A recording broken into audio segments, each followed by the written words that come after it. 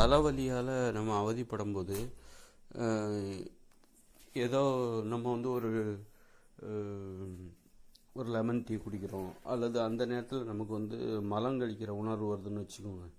இப்போ மலம் கழிக்கிறோம், சுத்தமாக வயிறெல்லாம் காலி ஆயிடுச்சு. அப்போ வந்து திடீர்னால தலைவலி அதிகமாகும், அப்புறம் அப்படியே காணாமல் போயிடும். இதுக்கு என்ன அர்த்தம்னா, தலைவலி உள்ளே இருக்கிற தலைவலி வெளியே போகுதுன்னு அர்த்தம். அதுதான் வந்து அந்த திடீர்னால அந்த இப்போ தலைவலிக்கு காரணங்களில் ஒன்று இந்த மலச்சிக்கல் ஒன்று.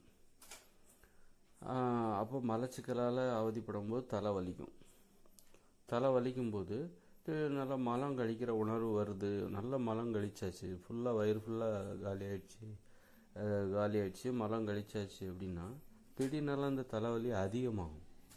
என்னடா இது அப்படின்னு பார்த்தா அப்படி டக்குன்னு அப்படி மறைஞ்சிரும், தலைவலியே சுத்தமாக இல்லாமல் போயிடும். அப்படின்னா என்ன அர்த்தம்னா, உள்ளே இருக்கிற அந்த தலைவலி வெளியே போகுதுன்னு அர்த்தம். இப்படி வந்து உடல் ஒவ்வொரு சின்ன சின்ன விஷயங்களில் எப்படி செயல்படுது, ஏன் அந்த செயல்பாட்டுக்கு என்ன காரணம் அப்படின்னு நம்ம அறிவுக்கு தகுந்த மாதிரி நம்ம தெரிஞ்சுக்கிற ஆர்வம் இருக்கணும், தெரிஞ்சும் வச்சுருக்கணும். ஏதோ நடக்குது அப்படின்ட்டு போகக்கூடாது. நம்ம உடல் என்பது ஒரு பாடி மெக்கானிக், உடல் தொழில்நுட்பம் அப்படின்ற அந்த தொழில்நுட்பம் நமக்கு தெரிஞ்சிருக்கணும். உடல் எப்படி இயங்குகிறது, வெளியில் இருந்துக்கிட்டு இப்போ உடல் உள்ளுக்குள்ளே போய் நம்ம ஆராய்ச்சி பண்ண முடியாது. ஆனால் வெளியில் இருந்துக்கிட்டு அந்த உடல் உள்ளுக்குள்ளே நடக்கிற மாற்றங்களுக்கு என்ன காரணமாக இருக்கும் அப்படிங்கிறத நம்ம கண்டிப்பாக தெரிஞ்சே வச்சுருக்கணும். அப்போ தான் நம்ம வந்து அதை தெரிஞ்சுக்கிறது நம்முடைய வேலை. அதை தெரிஞ்சிக்காமல் நாம் இருக்கக்கூடாது. அது தெரிஞ்சுக்கிட்டே ஆகணும். உடம்பை பற்றி நான் எதையும் தெரிஞ்சுக்க மாட்டேன், அது வந்து மருத்துவரோட வேலை.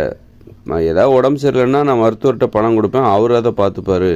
நான் என் உடம்பை பற்றி எதையுமே தெரிஞ்சிக்க மாட்டேன், என் உடம்புல நடக்கிற மாற்றங்களுக்கு நான் எதையுமே தெரிஞ்சிக்க மாட்டேன். யார்கிட்டயா வேணால் விஷயம் தெரிஞ்சவங்ககிட்ட நான் கேட்டு தெரிஞ்சுப்பேன், மற்றபடி நானாக சிந்திக்கவே மாட்டேன். அப்படி ஒரு ஆர்வம் சிலருக்கு இருக்கலாம். தெரிஞ்சுக்கணும்னு நினைப்பாங்க, உடம்புக்குள்ளே நடக்கிற மாற்றங்களுக்கு என்ன காரணம்னு தெரிஞ்சுக்கணும்னு நினைப்பாங்க. அதை மற்றவங்கள்ட்ட கேட்டு தெரிஞ்சுப்பாங்க. எப்போவுமே சுயமாக சிந்திக்கிறதே கிடையாது. அதனால் மற்றவங்கள்ட்ட கேட்கவும் செய்யணும், சுயமாகவும் சிந்திக்கணும். இப்படி உடல் எப்படி செயல்படுகிறது, ஏன் இந்த மாற்றம் ஏற்பட்டது, ஒரு உணவை சாப்பிட்டா என்ன மாற்றம் ஏற்படுது, அது உடம்புக்குள்ளே ஏற்படுத்துகிற மாற்றம் என்ன, எல்லாத்தையும் கவனிக்கணும். உடம்பை கவனித்தாலே போதும், வாழ்க்கை சரியாக வந்துடும். உடம்பை கவனித்தாலே உடம்பை நல்லா ஆக்கப்பூர்வமாக கவனிக்கணும். அதில் நடக்கிற மாற்றங்கள், அதை பற்றி எந்த இதுவும் எனக்கு தெரியாது. உடம்புல எதுக்காக எனக்கு இந்த பிரச்சனை ஒரு நோய் ஏன் வந்தது, எதனால் வந்தது, எதுவுமே எனக்கு தெரியாது. எதுவுமே தெரிஞ்சுக்க ஆர்வமும் இல்லை எனக்கு. அதை விட வேலை நிறைய இருக்குது, இதெல்லாம் தெரிஞ்சுக்கிறதுக்கு எனக்கு நேரமே இல்லை அப்படின்னா அது வந்து கண்டிப்பாக அது ஒரு நாள் மிகப்பெரிய சிக்கலை கொண்டு ஏற்படுத்தும்.